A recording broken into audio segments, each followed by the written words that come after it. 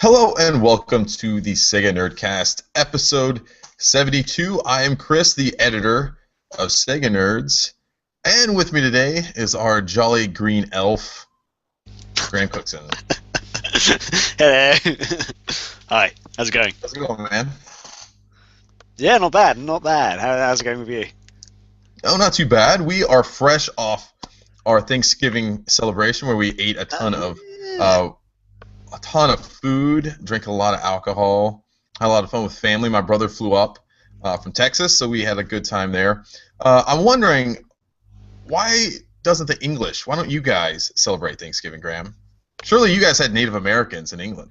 Well, no, we got rid of all the Native Americans. We chucked them out. We were like, no, we don't want these Native Americans. You go over to America, and you be native over there, please. Yeah. I think have you heard of the BNP? British Nationalist Party? They're like the Nazis of England, basically, and I think they chucked them out many years ago. Yeah. That's too bad, man. The Native Americans, they made really good food. If it wasn't for them, we wouldn't have like turkey and stuffing on Thanksgiving. Do you guys have anything similar to Thanksgiving? No, because we're miserable in England normally. We don't have good food. We've got terrible weather. Yeah, everything's better abroad. So we're just, it's towards the end of the year. It's nearly Christmas. Kind of feeling lethargic. Let's just let the Americans do that sort of thing. So at Christmas though, do you guys eat? Is it like common to make a ton of food and everyone get together and eat a bunch of food? Yeah. Genuinely, yeah. In Christmas, yeah, I think we tend to have the same foods as you guys, like turkey and big meals, loads of food. Yeah. That's good because basically in America we do. Any excuse we can have to eat a bunch of food is what we do. So I think maybe the origins of Thanksgiving are entirely made up. There was no big meal and this awesome camaraderie between the Pilgrims and the Native Americans. It was just all made up so we could just eat a bunch of food and we'd have a reason to do so. That's what I think anyway. Yeah, I think I've heard something similar because, like, I believe. Okay, because here's the thing: we're not really told about.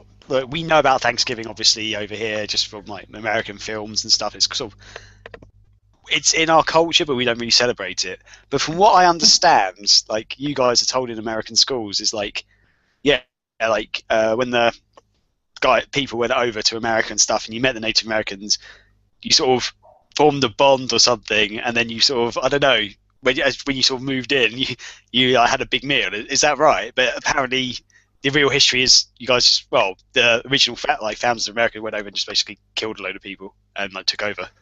I think a lot of that is somewhat. Yeah, I don't know how factual that meal is. That actually originated with the Thanksgiving, like where it all started. But yeah, there's a lot of actual historical stuff that goes back and shows that it wasn't always so great between the Pilgrims and the Native Americans, and a lot of it was stuff that we did, like we, as in all the white people who came over, was really bad, was not very nice. So anyway, one of the really fun things about Thanksgiving, though, is the day before Black Friday, which means there's a ton of awesome sales going around. This was actually the very first year I ever did any Black Friday shopping.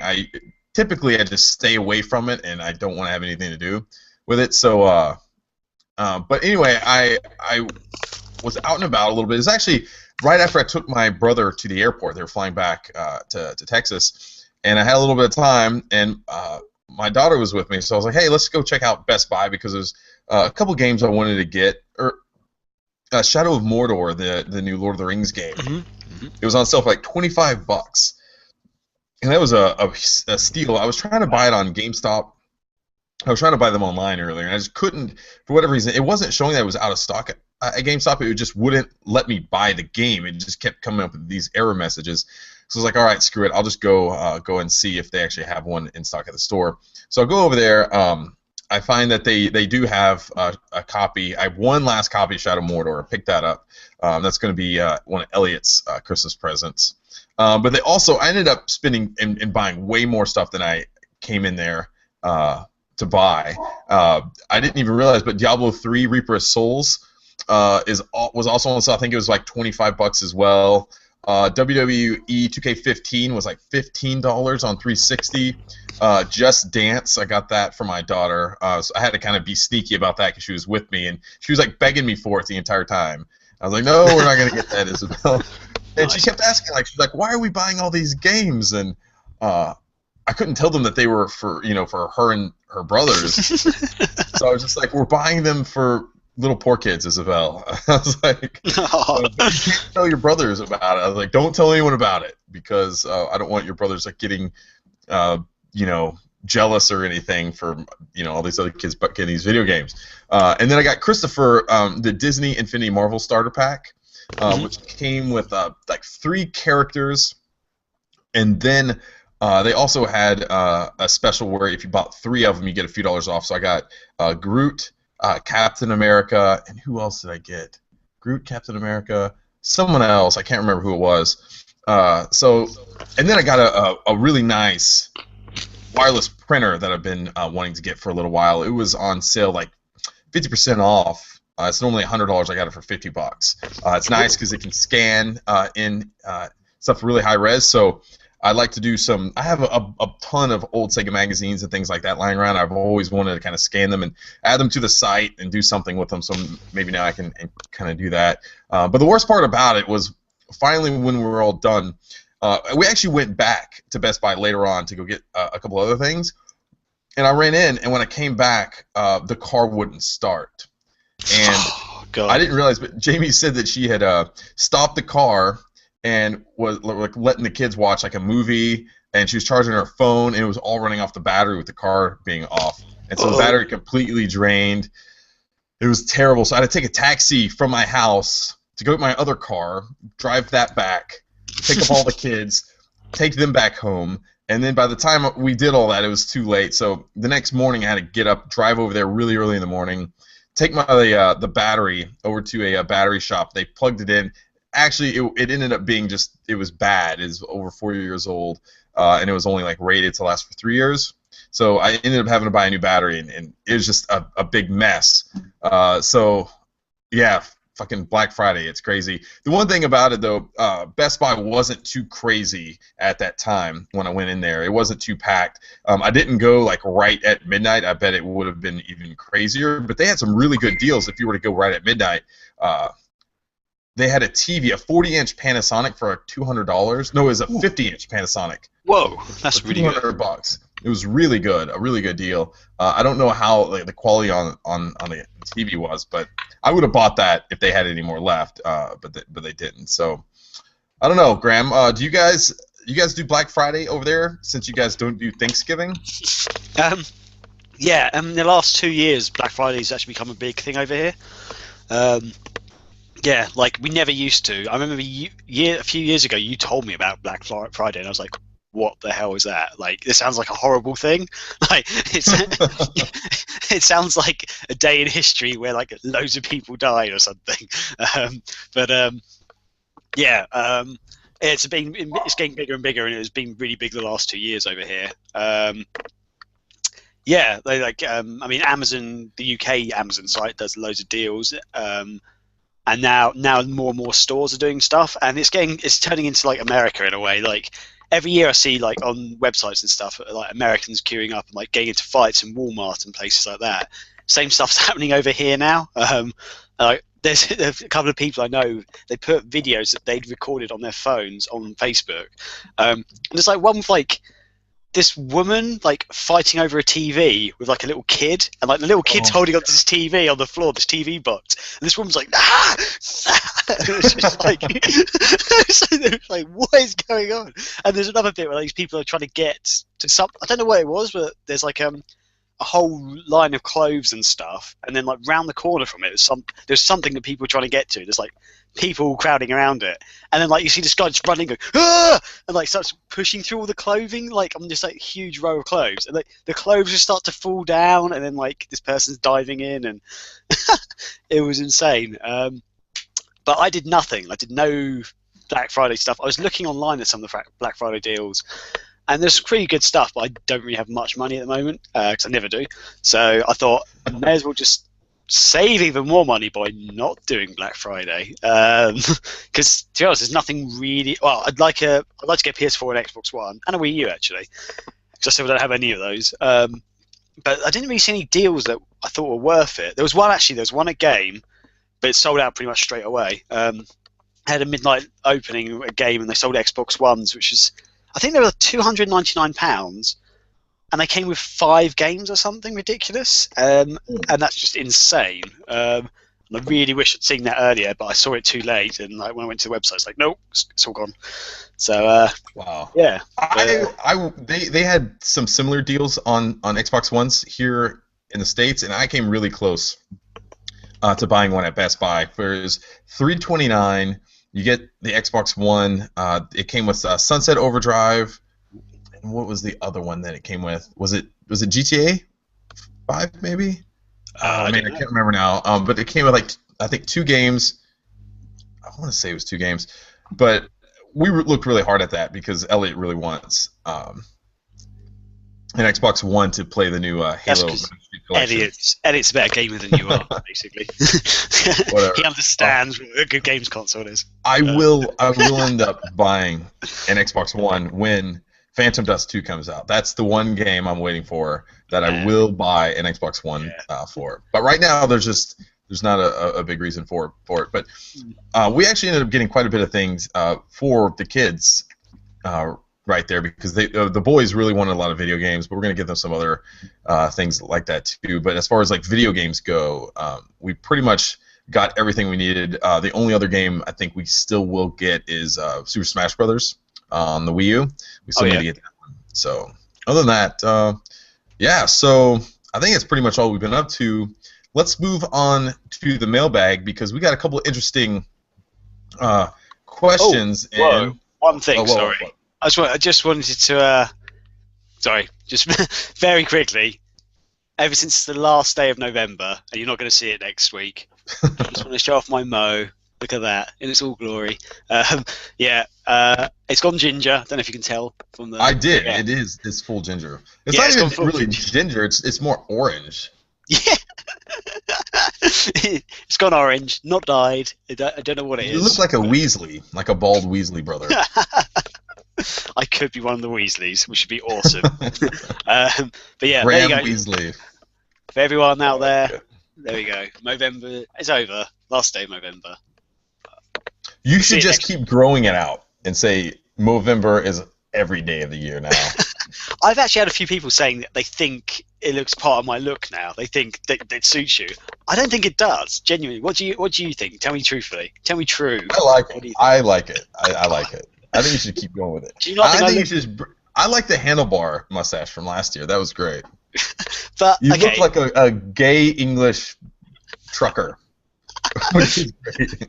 And that suits your personality a lot too. I think you could really make that work for you. You've been looking for a significant other.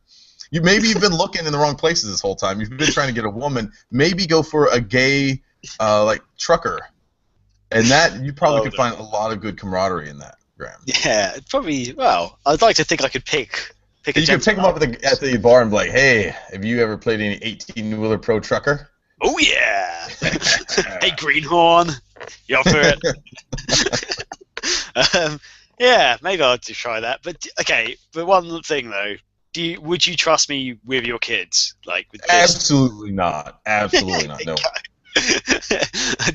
My friend's got kids, and I was like talking, like I was around his house last night, and just like said hello to his daughter, and she's just like, like hid behind her mum. It's just like, okay, it doesn't have the effect I want. Oh well. Wait, what? Never mind. I'm not sure where you're going with that one. Yeah, let's go to the mailbag. Awesome. All right, first question that we have in from the mailbag. It's at Y Spartan 27. Said he wants to know our thoughts on Sonic as Sega mascot after the failure of Sonic Boom, Rise of Lyric. Is this the end of Sonic? Now, we kind of talked about this a little bit last week as far as what we thought Sega should do with the Sonic franchise moving forward, but this is kind of a different question, and that should Sonic continue to be Sega's mascot? Now, I was doing a little bit of thinking about this, Graham. Do you think Sega even really needs a mascot anymore? Because there are a lot of companies out there that now it's more of a adult-oriented video game business where there's not a lot of mascots like there were back in the 90s and the late 80s. PlayStation back then, unofficially, their mascot was Crash Bandicoot. Now Nintendo, I mean, you could still say that Mario is their mascot, but there's just so many characters like in the pantheon of Nintendo characters that it's hard to just kind of pinpoint one official one, but I guess it would still be Mario. But what do you think? Do you think Sonic still needs to be that main core face of Sega when it comes to video games? I mean, that's a tough one because yeah, sorry, excuse me. My throat was getting clogged up there. Too many tears at the thought of Sonic being killed off, but well, not killed off, but not being a mascot. Sorry. Yeah, I know exactly what you're saying. Like most other games companies don't really have mascots these days. You could potentially argue that Microsoft is probably the only other company that does with the Master Chief, but still, that's not really a proper mascot, as it were. But it might even be like even Cortana might be Microsoft's more mascot than Master Chief now, because I mean they're using that in their phones, and they're well, they're not really using her though. They're calling the thing Cortana, but hasn't got Cortana's voice or anything. It's a bit thought annoying. it was her voice. No, hold on a second. Let's see. What can I ask her? I've got my Windows phone right here with Cortana on it. Of course. What should I ask? Ask her what's the best Sega video game podcast out there. She's not looking at that. What would she say? What's the best video game? No, wait, stop. Wait, cancel that. Sorry. God damn it. What's the best Sega video game podcast out there?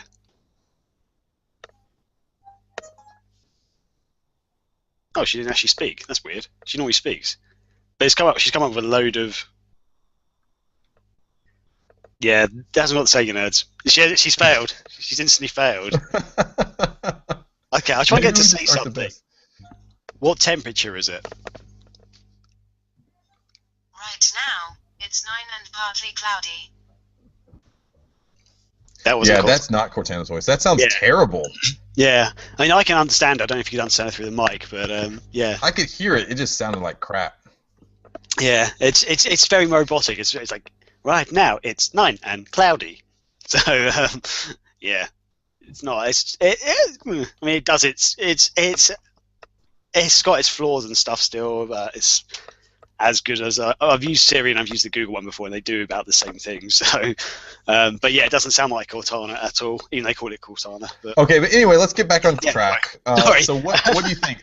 Do you think Sega should continue to have Sonic be its? Yeah, I reckon. I want Sega to have a mascot still. I think Sonic is still synonymous with Sega, even though they keep screwing it up. Although, I do kind of wish they'd go back to Alex Kidd, because I love Alex Kidd. He's so cool. They could reinvent Alex Kidd, make him into more of... Because I reckon Alex Kidd... That's bleeding into our next question.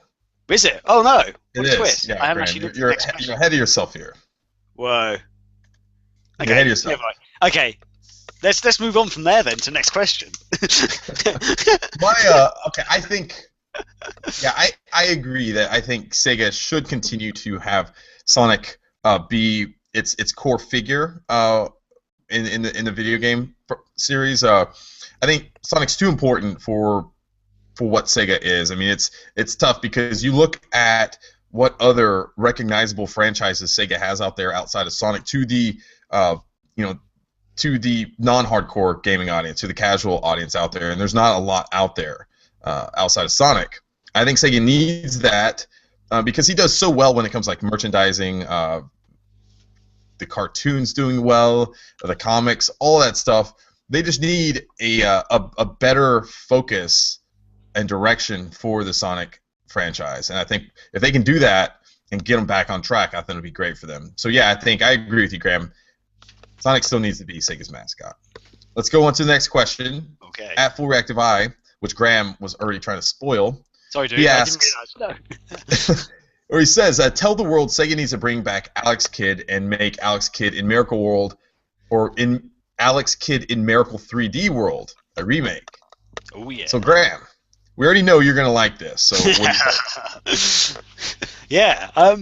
Yeah. As I was about to say, I almost reckon they should try and bring back Alex Kidd and make him like one of the at least the main characters of Sega again, because he's so awesome. And also, I think he would actually translate better into 3D games, because Sonic has issues in that. A lot of people think Sonic's all about speed and stuff, which the games originally sort of partly were, but translating that speed into 3D is so tricky, because the few games have tried to make him super fast have made it really hard to control, and you have to like really master the game to actually be able to control him in 3D.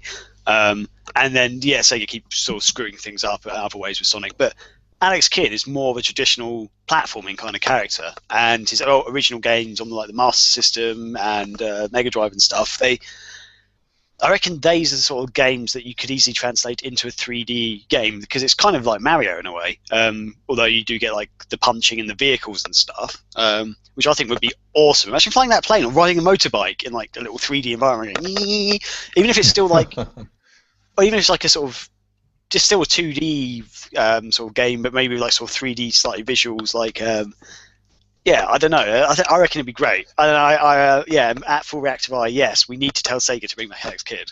I agree with you, but I think if you're going to do that, I think it should be a 3DS, and I think it should retain the 2D gameplay and not go into 3D. Because I think when you make that transition from a 2D, like a side-scrolling game, to like a 3D game, whether it's like a third-person action-adventure game or a platformer, it's so hard to retain the sense of the feeling that it's still that same game. It's so hard to keep that same sense of a feeling, because I mean, look at how hard, even with some of the Mario games, it's been tough for Nintendo to do that over the years, and Sega's absolutely had a tough job doing that. So I think it would be great just to do a new Alex Kidd, or even an Alex Kidd in Miracle World remake, but keep it on the Nintendo 3DS, but you can still have some of the 3D elements in there, with the depth of field and everything the 3DS can do. I think that would be a great idea. I would absolutely love that, because like you, Graham, I'm a huge fan of Alex Kidd. I think he is great. I don't know if he would supplant Sonic as the new mascot or anything like that, but I think he has a great formula. The game is really good. It's a lot of fun. And I like the fact that it's a slower pace platformer, whereas Sonic is a lot more faster pace. And it's different from the Mario games because there's a little bit more exploration going on. And there's just, I think, a lot more depth to the gameplay when you compare the first games to each other. So yeah, I like that. I would go crazy over an Alex Kidd in Miracle World 3DS game. So yeah, I agree. I reckon at least try and make it into like a sort of 2D with slightly 3D visuals or something on the 3DS. I think that'd be awesome. Yeah. All right. Let's go into the news desk now, Graham. Why don't we do that? Okay. Yeah. To be honest, the news we've been quite light on news this week. Yeah, we have. Yeah. In case anyone hasn't seen it, Sega has teamed up with Humble Bundle, and they've announced. Oh wait, there were some new releases. Were there in Japan? I just remembered there were. I want to say Phantasy Star Nova released in Japan this week. Oh, okay. Let me. Oh wait, yeah, I did. Hold on, I was reading the Famitsu website earlier, and there was something about Phantasy Star Nova, but I didn't. The translation I was reading was pretty terrible, so I couldn't work out if they're saying it had been released or. Yeah, it was supposed to release the 27th over there, which is kind of a bummer because there's still no release date here, and it's for the PS Vita. Man, God, it makes me so sad. I want it here so bad. I still want. Where's the fuck's Phantasy Star Online 2? God damn it! It's like 3 years old now. Delayed. It's just delayed. Don't worry, it's coming. That's what Sega says. It's delayed. It's delayed like Shenmue 3 is delayed or something. Man, god damn it. I wish that they would just come out. It's almost gotten to the point of just it's gotten beyond the point of ridiculousness with Sega and Phantasy Star. Just come out and tell us that it's not coming. And I think the biggest reason why they haven't come out and said anything is because there's such a lack of communication between Sega of Japan and Sega of America about that, and they probably just can't get a good answer from Japan. And it seems like Sega of Japan, everything that they've done up to this point, it just seems like the Western territories are such not its focus anymore. Like they're just gearing, almost all the releases are so tied to Japan. It seems like they just don't even really think that the West is that big of a viable option for them, and they're just letting Sega West basically release a bunch of mobile games and PC games, and that's kind of what we're getting now. I mean, outside of Hatsune Miku, there's just not a lot of other, other releases. It's such a bummer. But yeah, it doesn't look like we're going to get Phantasy Star Nova out here either. There's been little to no information about that.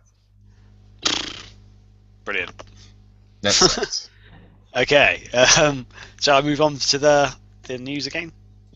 Yeah, go for it. Okay, as I was saying before I was rudely interrupted by Chris. You said there were no releases, and there were releases. You brought us down with some bad news, man. Anyway, what was I going to say? Oh yeah, good news. Let's go for some good news. Sega has announced that they've teamed up with the Humble Bundle, announced the Humble Sega Bundle, which, if you guys don't know, Humble Bundle it's been going for quite a few years now. But basically, it's you go to the Humble Bundle website, and they often have a selection of bundled games, and literally you sort of pay what you want for them, and the money goes to charity. You actually get to. I'm pretty sure you normally get to choose which charity you want it to go to, or how much of what you pay goes to the charity or whatever, and a bit goes towards the developers as well, and also to the Humble Bundle service.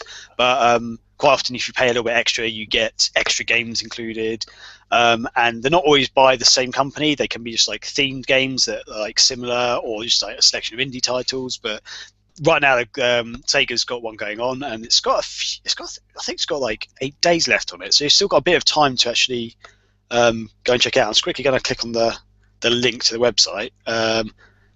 Yeah, you've got 8 days and 22 hours left, basically, to check it out. But included, if you pay what you want, so literally pretty much whatever you want to pay, I guess, you get the. Oh, by the way, these are all Steam games, so they're all PC games you download via Steam. You get the Dreamcast collection, which has Sega Bass Fishing, Sonic Adventure, Space Channel 5, and Crazy Taxi in it. You also get Nights into Dreams. Oh my god. Sonic and All-Stars Racing Transformed. Total War Rome 2. Specifically, it's the Caesar Ingall DLC. So it's a game add-on you get there. And you get the Football Manager 2015 add-on called Miles Tactic. So that's also DLC. But if you pay more than the average price, which is $3.71, you actually also unlock Empire Total War, Company of Heroes 2, the Western Front Armies, I can never pronounce this word, Oberkommando West, and there's mentioning more games coming soon to the unlock. If you pay more than $12, you get Total War Shogun 2, Fall of the Samurai included. If you pay more than $50, you get an exclusive Dreamcast T-shirt, which looks awesome, which is pretty cool, and I almost want to pay the $50 to actually get this. But the games are worth in total, it's $128 worth of games, essentially, and you don't have to pay that $50. You can pay as little as you want, basically, and you get some awesome games. But yeah, if you do pay the $50, you get all that stuff and the T-shirt and everything, and I think it's brilliant. It's a really good selection of games they've got going on there. Up to this point, they've sold over 151,000 bundles, which is a lot. The one thing that I looking at this, it's a little weird in that there are so many DLCs in there, because it kind of assumes that you already own these games. Because say you go and buy that, but you don't own Total War Rome 2, you don't have Football Manager, you don't have Company Heroes. What's it really doing for you? You have all this DLC, but you can't use it unless you go out and buy the games. You can get the Dreamcast Collection, Nights into Dreams, and Sonic All-Stars Racing Transform, which are great games. But it's just kind of weird that Sega's doing it that way. What I'm doing, I own most of these games already. Outside of Total War, I own most of those already. I think I may not own Nights into Dreams on Steam. Yeah. I'm going to hold off on this, and I want to see what other games are going to be coming. Because right now, if you just pay more than the average of $3.71, which is ridiculous, there's some cheap bastards out there. If that's what the average is right now, so I got to pay over that, and eventually that average goes up. That's kind of the whole purpose with how Humble kind of prices everything and structures it. So it's meant to continue to rise. But I'm waiting to see what these other games are before I put any money into it. Because if there's some other really good games out there, I would definitely go out there and do that. But I don't really know outside of these games that are already listed what Steam games that I really want to get on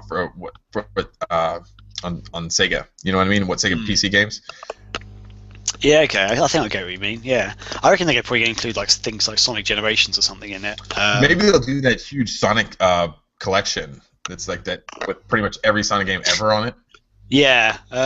Although technically, I think that's still individual downloads. They just bundle it up on Steam. I'm pretty sure it's technically individual downloads, so they probably will do a similar thing, I reckon. But yeah, yeah, I get exactly what you're saying. But yeah, I'm definitely interested to see what's going to come out, what's going to happen and stuff. But so it says Tuesday at 11 a.m. Pacific is when they're going to announce more games added to it. So we'll keep an eye out. We'll tweet it once that happens, and then we'll see what new games are available.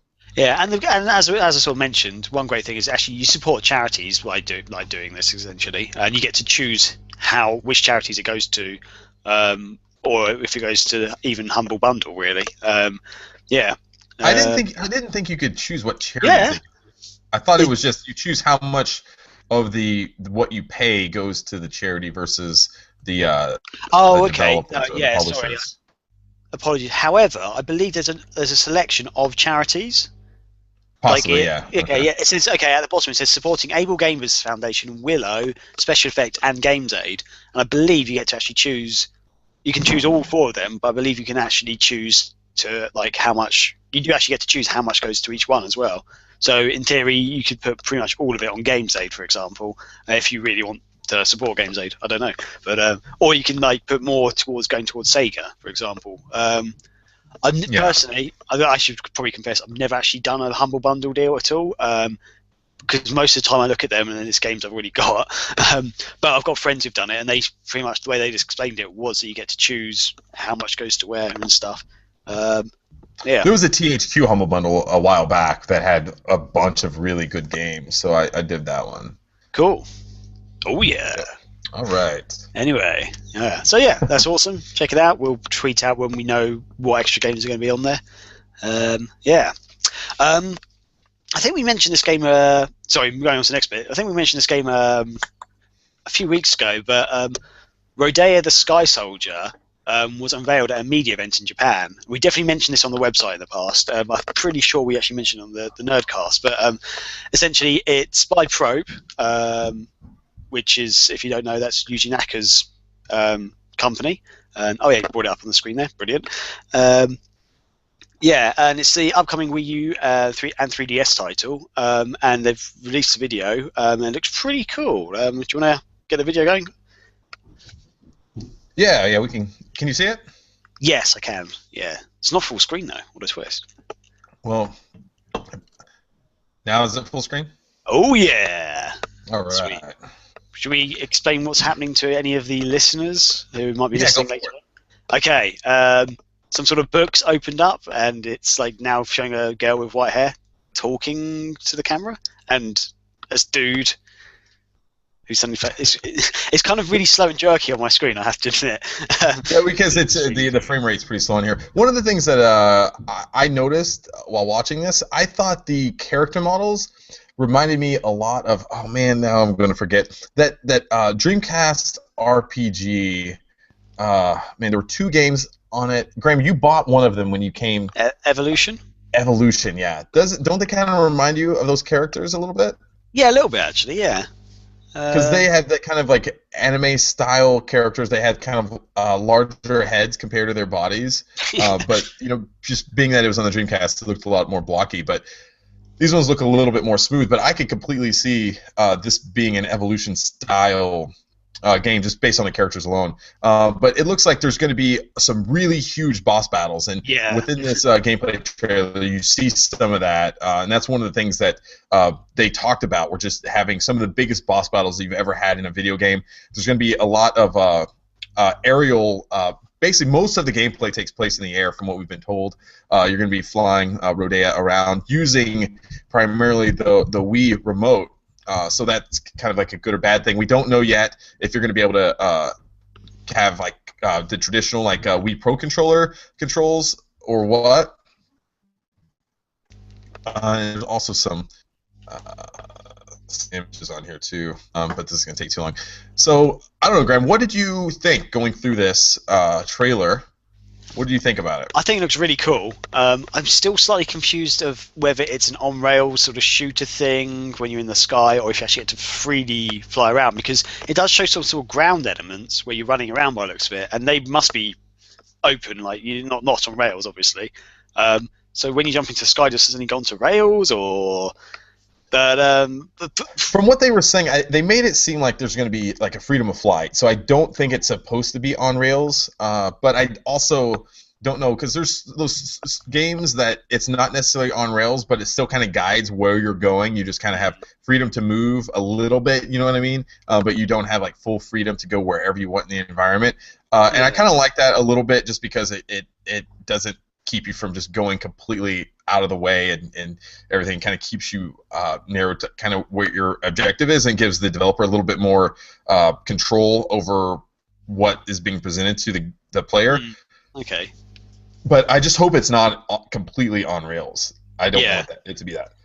Yeah, I'd almost like. Did you ever play Star Fox 64? I don't know if you really played that, because you didn't like N64. Okay, essentially, if you haven't played Star Fox before, I assume you played the original Star Fox or Star Wing, whatever it's called, on the Super Nintendo. Yeah. Oh yeah, I played the original. Okay, yeah. So you're sort of flying along, and it's almost on rails, but you can move around the screen and stuff. Star Fox 64, you had elements where you could, there are multiple paths in a level, for example. You could take a different path and stuff, but you got to certain points in the game, or certain levels even, which were open. So like you'd get to, normally a boss battle, you go along and suddenly you go to like an open area that effectively you can fly around freely. I think it'd be awesome if it's kind of like that. So most levels you're sort of presented with stuff like it's on rails, but so yeah, as you say, the developer can control what you're seeing and stuff, which can be for a better, tighter game. But then if we get to certain bits, you get to fly around more freely. I think that'd be an awesome sort of approach to what they could do. But yeah, it looks like they've basically made the game already, so we've got no input here. Right. Yeah. There's going to be some light RPG elements in the game, so there's going to you're going to be item collecting, and it says some character growth. I don't know what that means. I don't know if they are insinuating there's going to be level ups. You're going to be gaining experience or anything like that. I don't think it's necessarily going to be that. Maybe you're going to be getting more attributes. Like you're going to be able to either fly longer or farther or faster or things like that, getting new items and either spells or equipment, that kind of thing. I think that's probably closer to what they're talking about here. Yeah. But I think it looks like a fun game, and I really hope that it makes it out here to the West. I think it could be a great addition to the Wii U. I mean, the Wii U definitely needs some more third-party games, especially out here in North America and in Europe, that are not just Nintendo stuff and rehashes of Nintendo. This looks like a neat original style game that it's from Yuji Naka. I mean, this is one of his new games, and they're working with Kadokawa Games, ProPiz, so they're kind of co-developing this new game. And it's also going to be coming out on the 3DS too. And they mentioned something which sounds pretty neat. It sounds like there's going to be some sort of real-time connectivity between the Wii U and the 3DS versions, to where you're going to be able to. They'll be able to have some sort of interconnectivity during gameplay. So you're playing the 3DS version, you have the Wii U version, then you bring up the 3DS. You could do some sort of stuff in game on the Wii U version while playing the 3DS version, if that makes any sense. That could be interesting. Yeah. Uh-huh. And it's going to come with a the Wii U disc or the Wii disc as well in the Wii U box. So if you, for whatever reason, you still have a Wii hanging around in your house, you haven't thrown it away already, you can throw the Wii disc in there. But that's pretty awesome. Is it though? Yeah, I'd love to play the because we sort of looked at the original sort of one the other week. I remember now what we were talking about the other week when we were talking about this, and I thought that looked really cool. And it'd be interesting to see what's different. Like, how has the game changed? How's it evolved going onto the Wii U? Is the Wii U actually the same game just with better graphics, or have they completely changed the way it works? I think that's quite an interesting thing to look at. Okay, yeah, I can get that, but it's more out of a. What the hell? I'm getting a phone call. But it's more out of a just a curiosity type thing. You're probably not going to be playing it too much. Well, I don't know. It could end up being a better game. You never know. They might have ruined it. I don't know. It could be like Total Recall. Imagine if the new Total Recall came packaged with the original one. You start watching the new sort of Colin Farrell one, and be like, oh, this is a fine. If this is a fine movie, it's fine enough, or it's terrible, whatever your feelings are towards it. Then you put in the original Total Recall and go, whoa, Arnie, badass. This is amazing. This is the best thing ever. The graphics aren't as good. The special effects aren't as good. But oh my god, 3 boobs, amazing. Possibly, I guess so. There you go. Yeah. You heard it here. Yeah. So it's coming out early next year. Spring 2015 is its a release date in Japan. Like we said, like either last week or the week before, there's not been a confirmation of release in the West, but we really hope there will be one because, like we said, the Wii U needs some more games like this. And man, it would just be a lot of fun to play it. And I just wonder, even if it doesn't come out, if it would be a game that you could import and play. I know the Wii U is region locked, but man, I don't know. Do you reckon we should just move to Japan and buy these games? Live in Japan. That would make way more sense. It's just we move to Japan and just play those games there. Yeah. Or just if we learned Japanese and were able to do that. You were taking Japanese lessons, Graham. I was for a while. I haven't been doing it for like 2 years now. I can't remember. It seemed like you just stopped like a week ago. Well, if I did just stop a week ago, I've forgotten it very, very quickly. To be honest, I didn't really learn much anyway. I love taking Japanese lessons. It was fun, and I did enjoy it, but because it was once a week, and I forget things very quickly. It was if it was every day or like 2 or 3 times a week, I reckon I could actually pick this up quite quickly. I'm very much I learn by repetition, and when we sort of did a lesson, and then the next week we moved straight on to the next thing, like next lesson. We didn't really go over what we'd done before. I sort of forgot things very quickly. And one time I was ill, and I literally missed out on something very vital, which is the counting system in Japan. Like, I'd learned the basics of counting, like 1 to 100, but when you're counting different objects, the counter is very different. So, like, for example, if I was to say, like, 1 glass and, like, 1 phone, the number 1 would be different because these are different types of objects. This is like almost like a round object, and this is a flat object, if that makes sense. Oh, my gosh, that's confusing. Yeah, and I think they do things for, like, round, flats, generic, which you can't use on some things. I don't know. Essentially, I got really confused when they started counting these different numbers, which made no sense to me, and then I lost it. So yeah. Anyway, yeah, that's why I quit pretty much, because I literally couldn't understand what was going on anymore. Yeah. What are we talking about? What's going on? We're going to talk more Black Friday stuff now. Oh, excellent. Good. Black Friday. Whee! Yeah, so yeah, as we said, we're quite light on news, but we're going to go through some of the Sega deals that happened on Black Friday. I'm fairly certain most of these aren't available anymore. Is that right? Have they actually stopped now? Or? Most of them are probably stopped, but when this podcast comes out, we're going to be in Cyber Monday. So we could be seeing some of these deals happening today. Awesome. Sounds good. Okay, so Best Buy, they had Alien Isolation on the PS4 for just $29.99, which is pretty awesome. Amazon, there was a load of games which were as low as like $9, although they didn't actually confirm like the full final price actually at the time when we first published this, but it's about $9 was like the low price. And there's like games like Sonic Generations, Sonic Free Riders, The Cursed Crusade. What is that? I don't think I've actually heard of that. I don't know, but I did get Sonic Generations. I bought it off Amazon, and it was like about $7. Is what it ended up being. That was the game. I don't know if I've talked about it before in the podcast. I've been waiting for Sonic Generations to drop in price because I know it would, because it's been part of some of the Steam sales in the past, and it finally dropped. I was able to get it. Steam had it on sale. I think it was like $15. I think it was about half off. And I was thinking about getting it at that price, but I tweeted about it, and people sent me a bunch of links. There was GameStop, and then there was Amazon. The GameStop one was cheaper; it was like $5 or $6, but it wasn't a Steam code. Okay. But the Amazon was, and I decided just to get with that because it was going to be easier. So I'm really looking forward to playing Sonic Generations because I really want to apply some of the Unleashed mods that were released for it. I'm looking forward to doing that because I heard some really great things about it. I didn't know they had mods because I've also got it on Steam as well as the Xbox. So. They basically took out all of the daytime levels in Sonic Unleashed and applied them to Sonic Generations. So there's a ton more, and there's a lot of other little tweaks and stuff to Sonic and some of the other things. Well, so hold on, are they? So they're not the Werehog levels. Thank God. Okay, I was about to say, if they put the Werehog levels in, so just makes every game worse by putting a bloody Werehog in it. But you were talking last week about how you thought Sonic Unleashed would be a great game if it just didn't have the Werehog levels in it. They took all the good stuff out of Unleashed and put it in Sonic Generations, which is already a really good game. So now, I've heard that with the Unleashed mod, Sonic Generations is such a good game. Like it's. Oh my God.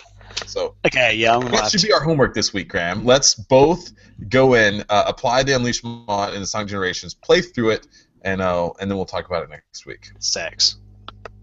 And let's keep going. Now, Toys R Us had this awesome Sega Genesis flashback console, which I wanted to get, but I did go into Toys R Us looking for it.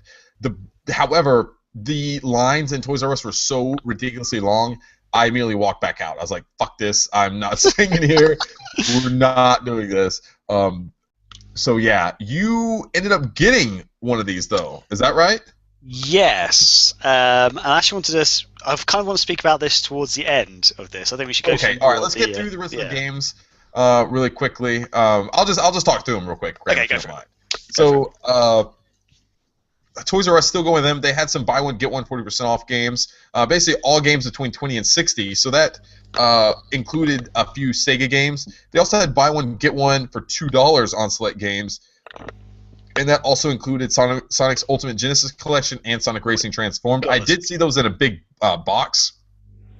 The problem is that there were a lot of like older, like greatest hit style Xbox games and some PS3 games, and most of them were priced at $20 already. So you're basically going to be paying like $22, $23 for two games. And I had a lot of these games already, so it didn't really pique my interest too much. Now at GameStop, they had a couple other decent deals. You could get Rise of Alert for $40, which probably is still too much to pay for that game, I think. I think it's safe to say still a little bit too much. They had Alien Isolation for $40. You can get the Bayonetta 2 strategy guide, 10% off with the game purchase. That's not that great a deal because you can get even better deals if you go to Best Buy in regards to strategy guides. And then buy any two used game under 20 and get a free game. And you could get Mad World, Binary Domain, Sonic Colors, Yakuza Dead Souls, Condemned, and Resonance of Fate. They're all great games. You should have bought them. Why didn't you not buy them? What's wrong with you? I have a lot of those games already. I have Mad World, I have Binary Domain, I have Sonic Colors. I have all of those games except Resonance of Fate. Well, yeah, that's what I gotta say. Never mind.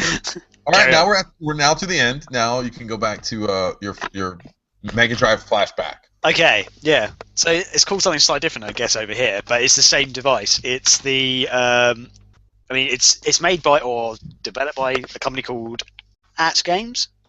Yeah. And it's, over in America, obviously it's the Sega Genesis. Over here it's the Sega Mega Drive, classic game console.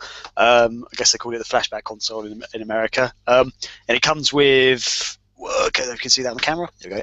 80 games included. Woohoo! Yeah, essentially, it's a little Mega Drive that actually. Have I got a controller in the box still? Yes, I do. Good. Hold a second. Sorry. Sorry. Right, cool. Yeah, it's a tiny little Mega Drive.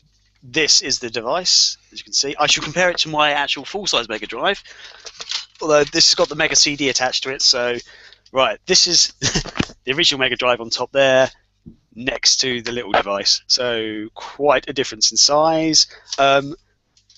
It's got, as I say, it's got 80 games built into the device. It can also plug in standard Mega Drive or Genesis games as well.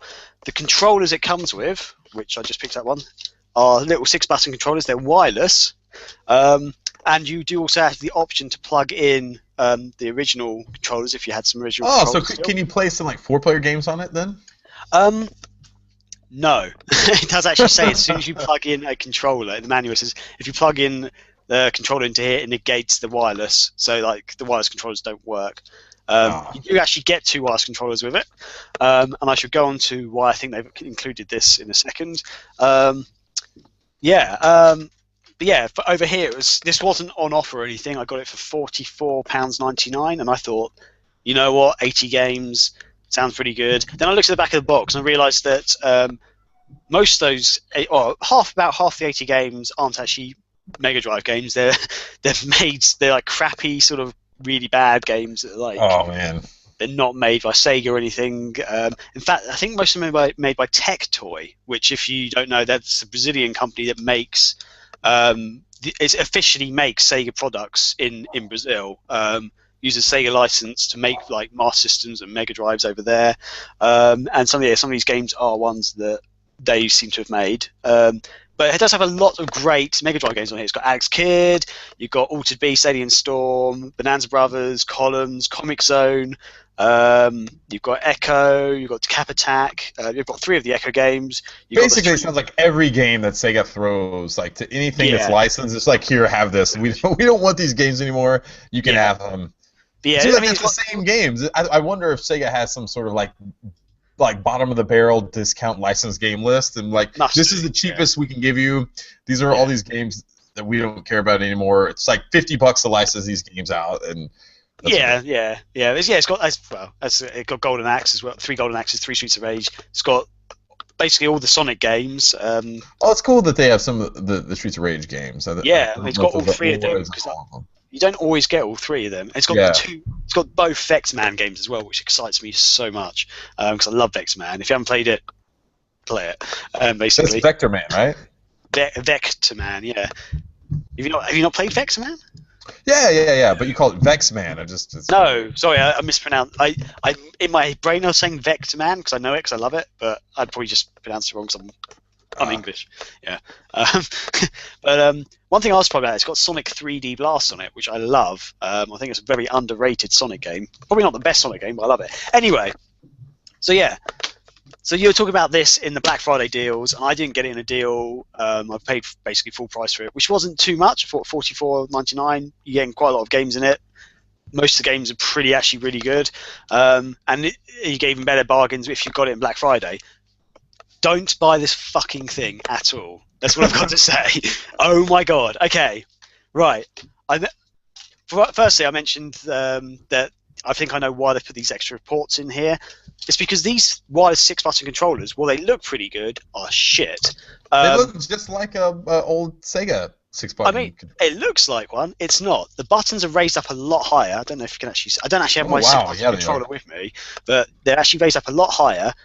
The controller feels really light, even with batteries in. The actual sensitivity on it, or whatever, I don't know what it is. Like basically, pressing the buttons, most of the time you're not actually getting much connection with it. Like I was playing Sonic and I kept hitting jump. The 3 buttons are jump buttons.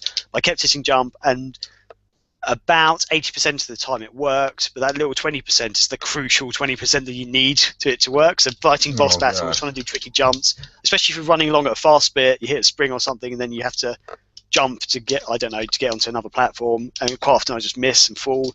The pressing left and right felt very insensitive. There's a couple of really tricky slow jumping bits I was trying on Sonic 1 which I couldn't do because literally every time I tapped right he would either not move or he'd move a little bit too much and go over the edge or run into a spike or something.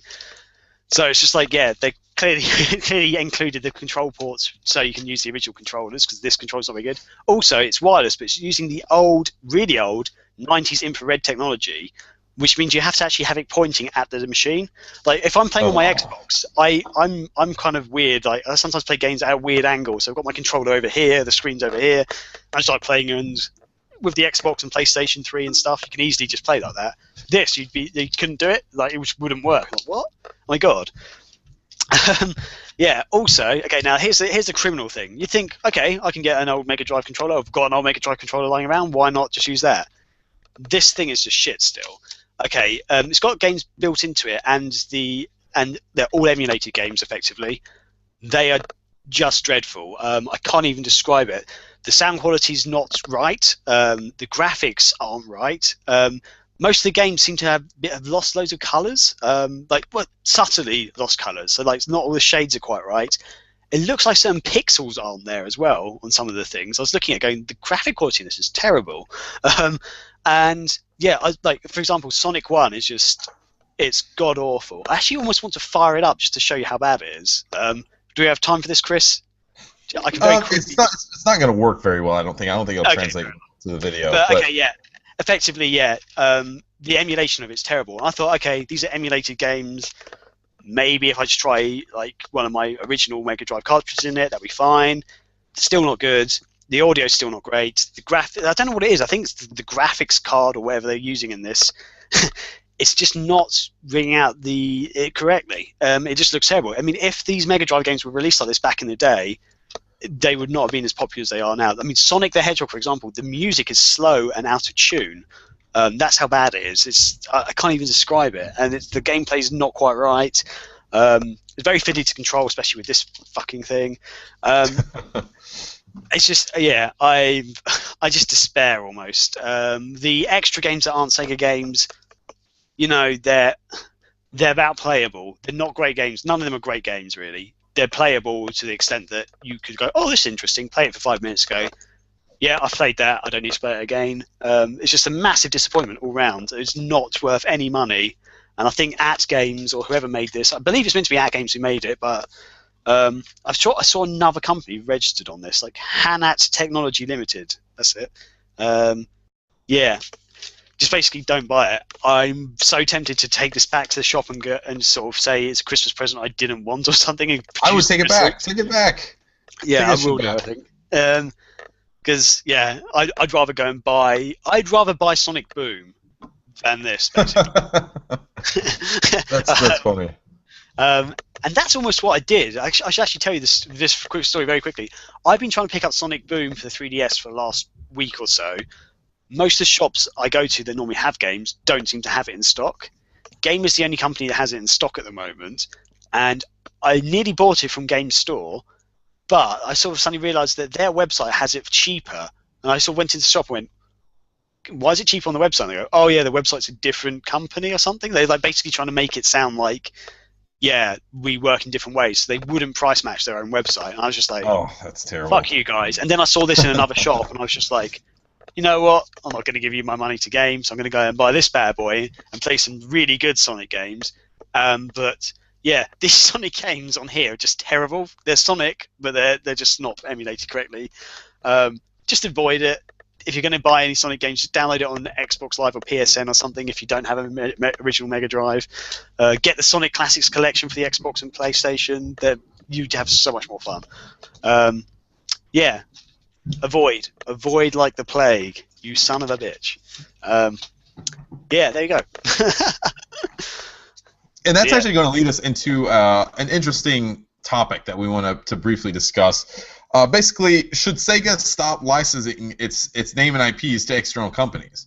Because obviously, like this piece of equipment, Graham, it is a really bad product, and if if a little kid, say someone gets this, like a smaller child gets one of these at games flashback Genesis consoles and plays some of these games, and especially the fact that half of the games aren't even real Sega games, but they think they are, and then the rest of the games that are Genesis games are emulated really badly, that person or that kid's going to come away from playing the games thinking that the Genesis was complete shit. You know what I mean? Like they're just going to think that the whole, like all the games on the Genesis was really bad. So it gives Sega a really bad name, you know what I mean? Like it's not, doesn't bode well for Sega to have these really bad products out there that have Sega's name on it. So Absolutely. yeah, I want to broach that topic, Graham. Like, what do you think about this? I completely agree. Because I was literally thinking about this, like as I was playing on this Mega Drive thing. I was just thinking, this is dreadful. Like, why would you even have this? Basically, like this is just really bad for Sega. So you are actually going to play it anyway. You're yeah, I'm just going to put it on. I was thinking, as we're talking about it, you probably can't really see it, but I'm going to actually wrong controller. Sorry.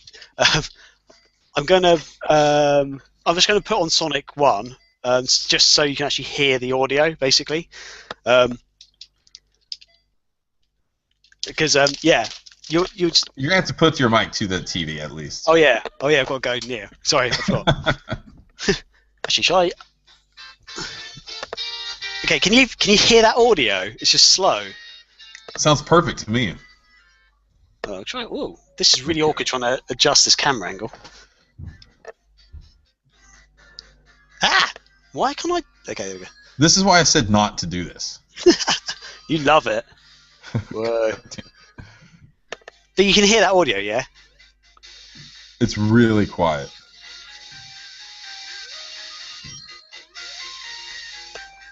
Oh wow, that is bad. You probably can't. Okay, did you actually hear any of that audio at all? No, I did. It does sound really bad. Yeah. It sounds like it's just running, like it's almost like running on, say, like one of the older mobile phones that just weren't powerful enough to run the game at full speed, and it's just almost running like a tick slow, and it just sounds really weird. So obviously, this is not a good product. We've already discussed why. Yeah. And what do you think this does to Sega in the mind of consumers out there when they buy this game or this console? It has all the Sega branding on it. How does this affect Sega? Well, obviously, it doesn't. It makes Sega just look terrible. As you say, you'll have like all these kids who might be playing these games for the first time, just thinking, "This is awful. Why would anyone play Sonic over Mario?" I mean, it's kind of, the music's not very well. The music's just the music's just bad. The visuals just aren't very good. It's like you couldn't really see from the camera I was showing you that. There's like almost like pixels missing or something. I can't really put my finger on it. The colors aren't quite right. And yeah, it's just essentially bad for Sega. It's ruining their name. I don't know why Sega does it, really. I do know why Sega does it. They make money out of it. They obviously license out these products to like at games, for example, just to get a bit of extra money, get a bit of extra revenue from these classics they don't really make money on anymore. I mean, yeah, they release them on like the Xbox and stuff to get a bit of money that way, but it's, once you've released it on the Xbox, like you can't keep releasing it, but by releasing on the platforms like this, these extra things, that's another way to make revenue. But it's just, you're damaging your company and your reputation effectively by doing this. What would you think, Graham, if Sega were to, say, take it, like the whole idea of releasing retro consoles and all this stuff, into their own hands and say, we're going to release like a retro Dreamcast that is going to come bundled with Dreamcast games. It's going to have like a hard drive bundled into it. It's going to be able to. It's a brand new Dreamcast. It can still play GD-ROMs, all that stuff. So it's a fully functional Dreamcast. Maybe it has like a built-in broadband modem inside as well, and it also supports like a USB. Maybe it's something like the Neo Geo retro system that came out recently that had some of the games like on little flashcards or something like that. That you can buy games or like collections of games on flashcards. You can just input them in that way. Would that be something that you would be interested in, as opposed to maybe licensing out? You've just described a wet dream I had. Yeah. No, yeah. Here's the thing. Yeah, if Sega made it and actually, didn't balls it up, I think that'd be amazing. If Sega was making this product themselves, or even if they had more input than what they're doing. It seems they just literally license out, going, yeah, here's the license to Sonic and all these games, and the Mega Drive. Go make it. Just make sure it's got our branding on it. But if they actually like worked with, I don't know, At Games or something to make sure it was a good quality product, that'd be fine. I mean, it just need to make sure the quality's right. You don't just like go and give like imagine if Ferrari suddenly turned to like, I'm trying to think of a really shit car company now. I can't. Anyway, I was going to give in my head. I was going to give a really good description example, but it's not going to work. But yeah. If Sega did it themselves and did it right, that could be the best thing ever. It could be amazing. I understand though that Sega's probably not going to do that because it costs money to get all this stuff off the ground, to make the factory, to make all these components and stuff. Clearly, Right. like Tectoy and stuff and At Games, they've got those sort of factories, those processing things set up. They've got the logistics set up, so it's cheaper for Sega or easier for Sega just to go, here's the licensing, give us a little bit of money, rather than them making all the money from it. But it'd probably be better in general for Sega to do that, simply because their brand wouldn't be ruined like this. It's just freaking awful. I don't know. What are your feelings? Yeah, I think. Yeah, like you said, I get why Sega's doing it because it's little to no work for them. They do nothing outside of just licensing out their IP and some of the I guess some of the tech involved with maybe emulating some of the Sega stuff. So it's easy money for them, but I think at the same time they need to take a look at some of the quality relating to some of these consoles and other products that are coming out, because I think it does hurt Sega in the long run, because it has such a bad negative effect when consumers play these games. They're going to get the idea that, and maybe it's consumers that aren't very familiar with other Sega games, they're going to get a bad taste in their mouth when it comes to these Sega games, and I think it might hurt them buying future Sega products down the line. Yeah. And I just think it's a bad idea. If Sega were to have some sort of more quality control on it, I think I would be more apt to, saying like that would be a good idea, to say, yes, we'll license it out, but we have some sort of, oversight on the emulation and some of the games that are going to be included in it. I would think that would be a better business plan, but I don't know if it's Sega's that concerned with some of this stuff at this point. So yeah, I don't know. But my consumer advice would be, and this is not what someone should be saying at all, get like a Windows tablet or even a new Ouya or something like that. Download the emulators and play it that way. That's the best. You're going to get better quality gaming from the emulators than you, and you still get to use a controller with the Ouya, and you get to use an Xbox controller on your computer or a Windows tablet. Yeah, I mean, because I've toyed around with some of the Ouya emulators, and they're great. They play these games at full speed, and it's awesome to do it that way. I'll admit, I mean, who hasn't played in game like ROMs on emulators before? Raise your hand out there if you've never done that. There's not going to be very many people who've done it. I don't see so I'm not going to feel ashamed at having done that. Especially when it comes to games that just are really, really hard to get. I'm not going to spend $200 on just some random rare Genesis game. Just play it. If I want to play that game, I'm going to go and emulate it and play it that way. So. Yeah. But if Sega was making something, if this was a good quality product, I'd actually say to people, buy it. It's great. Like, you've got like 40 odd Mega Drive games plus 40 other crappy games. But it's a good quality thing. But unfortunately, it's not. And I'm just going to say, don't spend any money on that. Save up, buy a tablet or something. Buy an Ouya. It's like half the price of the Ouya. I would be even into, like, say Sega were just to release some sort of a console that basically connected to some sort of digital game store, and you could go then and buy games basically a la carte, whatever you wanted, and it basically had all sorts of Sega games from the Master System all the way up to the Dreamcast. and it could play all those games basically perfectly, and it wouldn't necessarily have to be a Dreamcast, or anything like that. It just played digital games. I would be totally into that. Just basically a game, a box that emulated all sorts of games you could connect to the store, and the games were sold at a reasonable price, maybe similar to what they're priced at on like the 3DS store and some of the other console stores. I would be really into that. I think that would be a lot of fun, and it would.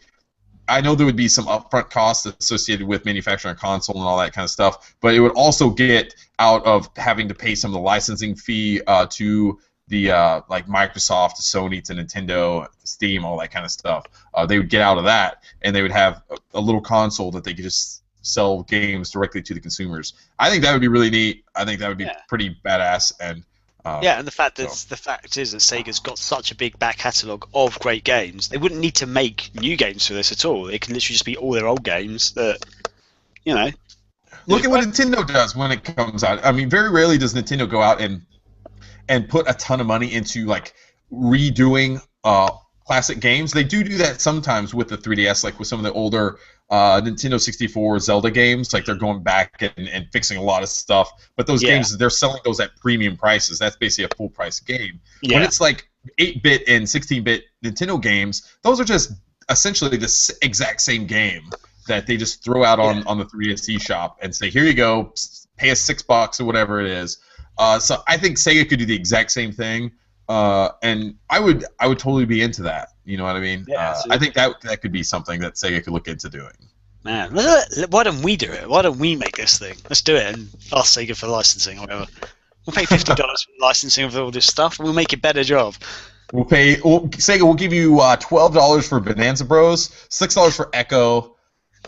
We'll give you $1 for Sonic. How about that? So Sonic's not worth anything anymore, unfortunately. So you ruined it, Sega. Yeah. And then we'll put like 50 of those like really shitty games that no one's ever heard of on there before. Yeah, that sounds good. Like we'll put the Sega 20 Pong clones on there, and we'll call it Sonic Pong. There'll just be a blue dot running around, jumping around. That's gonna be good. Man. All right. So that's pretty much our topic of the week. Sega, stop doing stupid shit when you're licensing out products to bad companies. Don't do that anymore. At least have some input in what the quality is going to be like, or don't put your name on it, basically, because it's. I mean, even me, even though I know they do this sort of thing, I know they just license it out. I was thinking, I mean, it's got all the branding on it, like the Sega branding, and I was thinking, man, this should be good. I mean, it's got Sega all over it. Why the hell wouldn't it be? But it's just god awful. Yeah. Let's get into what we've been playing. Graham, I've been playing Diablo 3 Reaper of Souls. I bought that during the Black Friday deal sale at Best Buy. $25. I gotta say, this game is really, really good. I basically built a new gaming machine to play the PC version of it when it came out, and the changes that they've gone through during the PC version and adapting that to the console version, I think it plays so well. It's just there's a lot of less like cumbersome stuff along with it. Like you don't have to worry about the they had this basically like a store where you can go and like people would sell stuff on there, and there was just like a lot of bad like crappy items that were listed. Like you could use real money in it, and somehow like you were able to sell items and then get money back, like real money back. Okay. But it was just it ended up being really bad for it. It hurt kind of the economy within the Diablo 3. They ended up closing it down not too long after it started, just because of how bad it ended up being. But this game, it comes with the Reaper of Souls expansion. I haven't gotten to that so far, but I've been kind of going around playing with some of the other characters that I didn't play as on the PC version. I pretty much just stuck with a monk on the PC version, but now I'm going with the Witch Doctor on the PS4 version, and he's a lot of fun to play as so far. So it's I mean, if you've played any Diablo game, you kind of understand the gameplay. It's kind of like your standard hack and slash like dungeon crawler type game.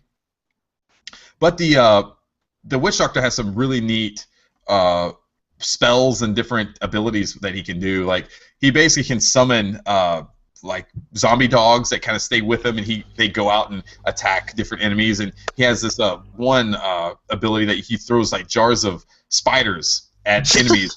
The jars break and the spiders go and attack them. It's really neat. It's a lot of fun. It's kind of like a mindless. A lot of it, especially during the early goings, it's fun just to kind of sit there and kind of just veg out and just press X a bunch of times and just kill stuff. What's really neat though is it also has 4-player local co-op. So cool. I'm really looking forward to getting some extra controllers and then playing it with like Elliot and some other friends. We could just kind of all sit down and play it together. So man, if you can get this game, especially at $25, it's such a steal. I'm really liking it. The game looks great. It's such a good game. I don't know what else to say. I'm really enjoying it so far. So Diablo 3, Sweet. 2 thumbs up. I like it. Nice. Yeah. Cool. You've been playing something new that you haven't been playing in a while, Graham. Yeah. I've mostly been playing Skyrim. I've got the addiction again. Still be playing that game. What are you so doing? What are you even doing anymore in that game? I found an entirely new area of the world I'd never even discovered before, and it had 2 dragons in it. And I was just like, "This is awesome!" Like, it's like round the back of some mountains. I'd just never gone there, and I was just like, "Where the hell am I?" And there's loads of skeletons and stuff, and then like this Death Lord thing came out, like I think they're called Drugger or Drew or whatever. Death Lord thing came out, and then like 2 dragons were there, and I was just like, this is so good. I'm just enjoying this game so much. I'm repeating a lot of missions I've done before, but I've forgotten a load of them as well. Like there's one thing, like right now I'm doing the Dawn Guard expansion pack, which is where you get to fight vampires or become a vampire. I mean, you can do that normally, but these are like special weird. You basically get to become like a demon vampire, where you can turn into this like demon thing. But I've actually gone the other route. I've decided to become the Dawn Guard, which you fight the vampires, because I never did that before. I'm really enjoying it. And it's like the different path I've taken. I've had to go through a different style of dungeon, a couple of them, and really enjoying it. Yeah, I'm just addicted to it. I'm loving it. I don't know what to say, dude. Yeah, it's such a I'm good really looking forward to seeing the next Elder Scrolls game, though. Yeah, man. On current gen consoles, being the PS4 and Xbox One, they're not next gen anymore. They're here. You can go buy them. They're no longer next generation. They're still next gen to me. Current generation. It's not next gen. They're current generation games. The PS3 and the Xbox 360, they're past gen now. Those are old consoles. They're not current. It's no longer the current generation. The new generation's here, Graham. It's here. Current generation. We've moved on to a new generation of gaming platforms. The consoles are here. So. God damn it. But they're still so sexy. The Xbox 360. They are. They're very sexy. Yeah. We've had a lot of good. While the Sega news this past week has been rather slow, we have had quite a bit of interesting content going up on the website. I just want to quickly scroll through or talk about a few of them. Actually, you know what I'll do? I'll just share my screen really quickly. Let's do that, because that way. Let's see here. What am I doing? Let's share my screen, and then that way people can look at it. Can you see this, Graham? Are you seeing this now? I am seeing this. This is happening. You see the website? Okay, great. Yeah. Okay, so we've got the Sega Nerds community fan art of the month. So basically, what this is, Kopke maintains this. It's basically a listing of all the great community art that's been posted online throughout the month of November. And there's some really awesome stuff out here. This Outrun Prince by Dan Clark is really cool. Man, yeah, look at that. That is awesome. I think you can actually buy some prints of that. So if you want like a poster or something like that, you can go out there and buy that. There's links to all this stuff on, you can see here, Kopke links to all this stuff. So lots of good stuff out here, man. I always love scrolling through the fan art of the month. There is just so much talent out there in the Sega community. Oh my god. Yeah, these are all amazing. Oh, Billy Hatcher. I know that's gonna. Jesus. What's that? The Valkyria Chronicles one. Scroll up a bit. Oh my goodness. She's brilliant. That looks just like the game. yeah, it does. That's really cool. I'll have to look at that again after we're done with the podcast. Oh, that's Oh wow, these are awesome. This one, I particularly love this one. I love the one-on-ones with the Requiem. Oh yeah. Basically, interviews that he does. This one is with Streets of Rage because it was our video or game of the month for November. He goes and interviews Streets of Rage, but it's the literal Streets of Rage. So it's a street that he's interviewing. It's so good. And if you want to see a lot of, I guess, intimate images of Blaze fielding, you can go here and see those. This should have been called the fattening probably part not safe two or for work. something. Yeah, not safe for work. Some of these, I'm scrolling too much. Oh my god, let's get out of here. Yeah, it's humorous when you actually read it and you actually see what's there. It's actually quite funny. We have Panzer Dragoon retrospective, basically celebrating the Saturn's big anniversary in Japan. What was it 20 years? 20 years old. Yeah, 20th anniversary. Last weekend, Graham, you published your Panzer Dragoon saga. I'm hoping to get this game for Christmas or for my birthday. I hope you do. We'll see if my wife comes through. If she's a good wife, she's going to do it. She'll make it happen. So we have definitely check out Graham's Panzer Dragoon saga. Graham finally posted his 3D Streets of Rage review. Yeah, for the this 3D is classics. I had originally written this when I first reviewed all the 3D classics, and then it just I don't know what happened. It didn't get published or something, and then I couldn't find my original document. So I had to go back and rewrite I had some notes still. I had all my notes. I was like, what the hell? So I had to go back and replay the game and rewrite it effectively, but using my notes and stuff. But also it kind of worked out perfectly because, as you say, it was Streets of Rage was our game of the month this month. So it kind of worked that I got to publish it on our game of the month. Yeah. Yeah. So lots of good content out there. Definitely go check all that stuff out. I can't find the Google Plus thing anymore. Okay, where are we at? Okay. All right, here we are. Cool. Hello. So anyway, I think it's gonna do it for this week. We did have all of our giveaways. We gave away our Hatsune Miku Project Diva F second review codes, Valkyria Chronicles. I think everyone who won has those codes now, so they're out there playing those games. We're really happy to be able to do that. And I don't know, Graham, do you have any last-minute throwbacks? Anything you want to add to the show before we? Yeah, don't buy this. Please don't buy this. Buy the @Games Genesis Flashback console. Don't do it. Yeah, I'm going to review it. I'm going to review it, get the message out there. Please don't buy it. That'd be fun.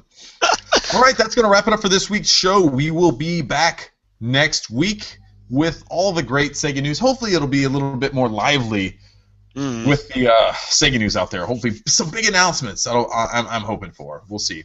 We'll see what happens.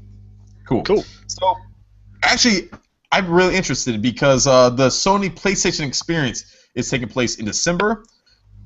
Atlas is going to be there, but we haven't had any confirmation if Sega is going to be there yet. I would love for Sega to show up and show some exclusive PlayStation 4 games. It would be great to see maybe the next Sonic game would be PlayStation 4 exclusive. How big of a deal would that be? That the next Sonic Team game, PlayStation 4 exclusive, Sonic 5, PS4 exclusive. It's going to happen. That would be amazing. I would love to see that.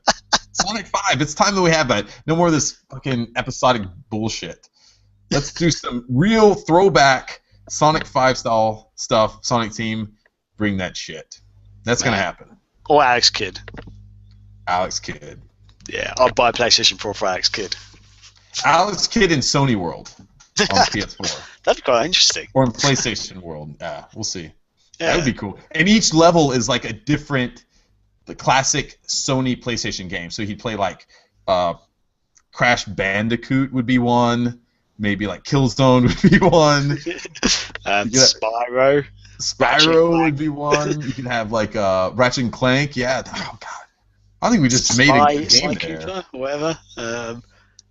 Yeah. That'd be interesting. Anyway, let's go do it. Cool. This is too much. All right. We will see you next week, and we are done. We are through. We are out.